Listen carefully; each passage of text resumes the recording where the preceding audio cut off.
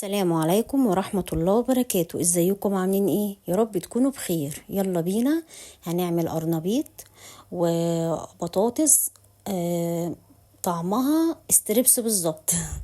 يا رب تعجبكم. طبعا هسميها استريبس كداب. يلا بينا بقى نشوف الطريقة. هنجهز القرنبيط، طبعا الكمية اللي تعجبك براحتك خالص. وهنجهز حزمة شبت وحزمة بقدونس وحزمة كزبرة خضراء. طبعا بقى هتنضفيهم، هتشيلي الاعواد التالفه اللي هي الصفرة، وبعد كده تخرطيها تخريط صغير خالص على قد ما تقدري. وبعد كده هتغسليها كويس وتصفيها كويس طبعا. طبعا بقى هنقطع زهرات القرنبيط اللي هي ايه، الزهرة حسب ما انتي بتحبيها. يعني احنا عندنا في ناس بتحبها كبيرة، وفي ناس بتحبها قراص طعمية، وفي ناس بتحبها بتبقى قطع صغيرة قوي. القطع الصغيرة دي قوي بياكلها عندنا مسلوقة، ده ابني بيحبه مسلوق جدا. فطبعا انا مقطعه، لو تلاحظوا احجام كده مختلفه شويه، يعني ما تدقوش عليا في الاحجام دي بالذات. طبعا بقى بعد ما اقطعها طبعا مجهزه حله على النار. اول ما الميه تغلي هترش رشه سكر ورشه كمون ورشه ملح. رشه كمون ورشه سكر ورشه ملح. وبعد كده هنزل بقى بالزهرات القرنبيط. طبعا مده تسويه القرنبيط يعني مش هتزيد عن 5 دقايق يا جماعه.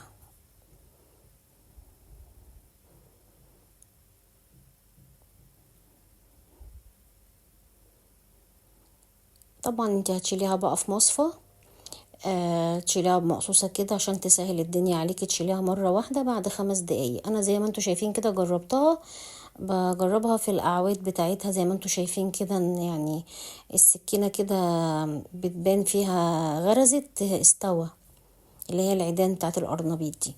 طبعا شلتها. طبعا هنا بقى البطاطس قطعتها زي ما انتوا شايفين اصابع كده تخينة شوية، يعني تكون سميكة كده عند التحمير تبقى ماسكة نفسها.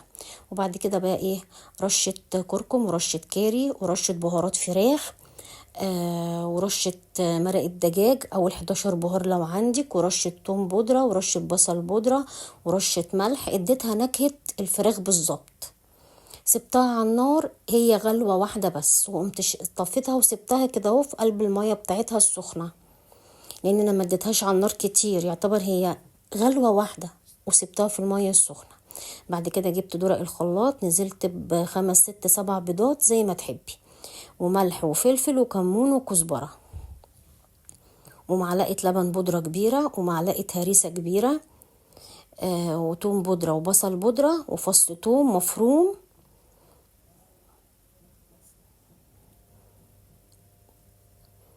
ورشة سكر او معلقة عسل ابيض، ونص معلقة صغيرة كربوناتو.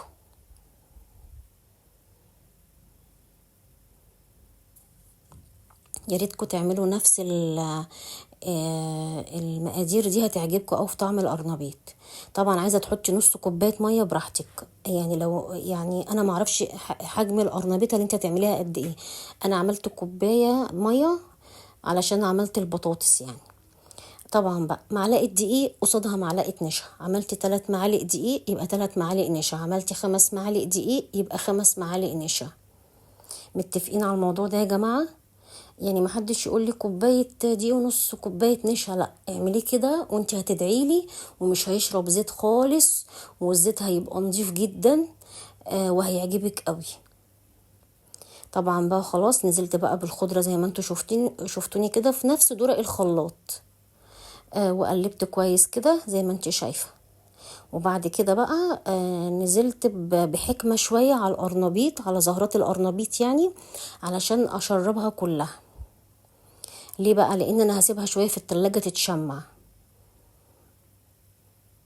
بصوا الحركه، يعني حاولي كده اكنك بتسقي شربات كده، يعني بتديها بحكمه شويه. ما ينفعش يعني تنزلي بيه في مكان واحد. انا رشيته على القرنبيط كله. وبعد كده برضو هنزل برضو على صوابع البطاطس اللي احنا مقطعينها زي الاستريبس بالظبط، عشان هقليها بعد كده في خلطة البقسماط اللي احنا عاملينها على القناة، موجودة برضو يا جماعة. خلاص كده كده متفقين. حطي القرنبيط في التلاجة يتشمع هو والبطاطس، حطي نص ساعة ساعة زي ما تحبي.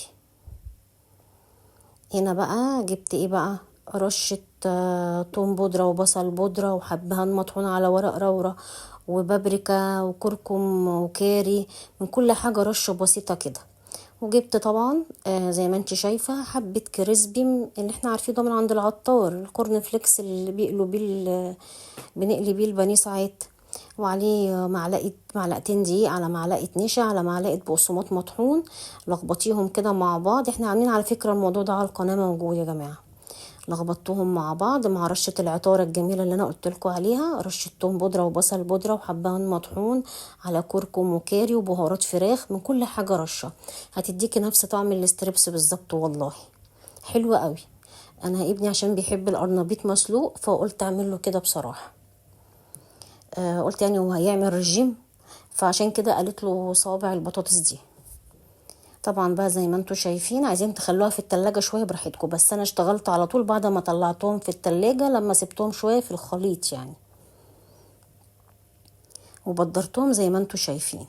يعني خليهم يثبتوا شوية في تعفيرة البقسماط والكورن فليكس والعطارة عشان ياخدوا الطعم يعني، ويطلع كريسبي بالظبط. على فكرة هيعجبكم قوي صدقوني، يا ريتكم تجربوه يعني.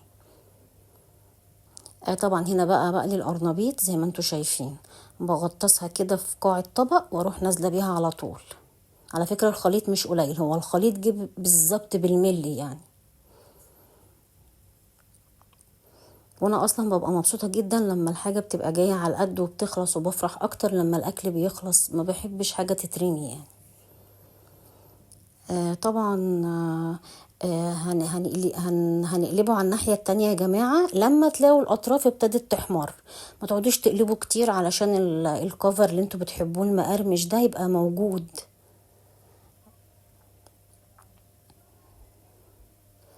طبعا بقى هقلبه خلاص، انا لو تلاحظوا بسلكه من بعضه يعني.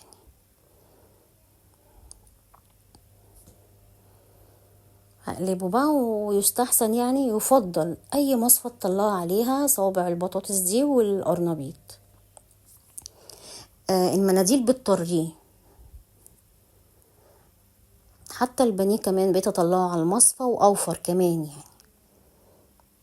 طبعا بقى خلاص كده انا هشيله، احمر وبقى زي الفل، وكان مقرمش فوق ما تتخيلي ومش شارب زيت خالص. حتى لو تلاحظوا الزيت نظيف جدا على فكرة، ده دي فتافيت كده من القرنبيط نفسه من الخليط، وما شربش زيت. نزلت بعديها على طول بالبطاطس يا جماعة، الاستريبس الكداب.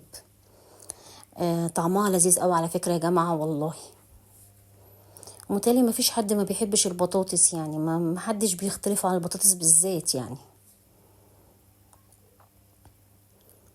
الا البطاطس. طبعا بقى خلاص شلتها، وتطلع مقرمشة وتاخد تسوية حلوة قوي كمان يعني. وبرضو طلعتها برضو على مصفى. طبعا بقى تاكلي معاها خيار مخلل، طبق سلطة خضراء. انا حطيت معاها كاتشب ومايونيز، هو كلها بالكاتشب والمايونيز وكلنا بصراحة عجبتنا يعني، بصراحة ما اختلفناش فيها يعني، كانت حلوة قوي. يا ريتكم تجربوها لاولادكم، حلوة قوي على فكرة، حتى يعني كوجبة كده ما بين الوجبات حلوة قوي بأمانة لذيذة. يا ريتكم تجربوها، ويا ريت لو عجبكم الفيديو ما تبخلوش عليا بلايك من فضلكم يعني. طبعا بقى خلاص بقى انا هقدمها بقى في طبق التقديم، وكده خلصنا بقى القرنبيط والاستريبس الكداب. يا رب يكون الفيديو عجبكم، ويا رب يكون عند حسن ظنكم. اذا عجبكم الفيديو لايك وشير واشتراك في القناة، والسلام عليكم ورحمة الله وبركاته.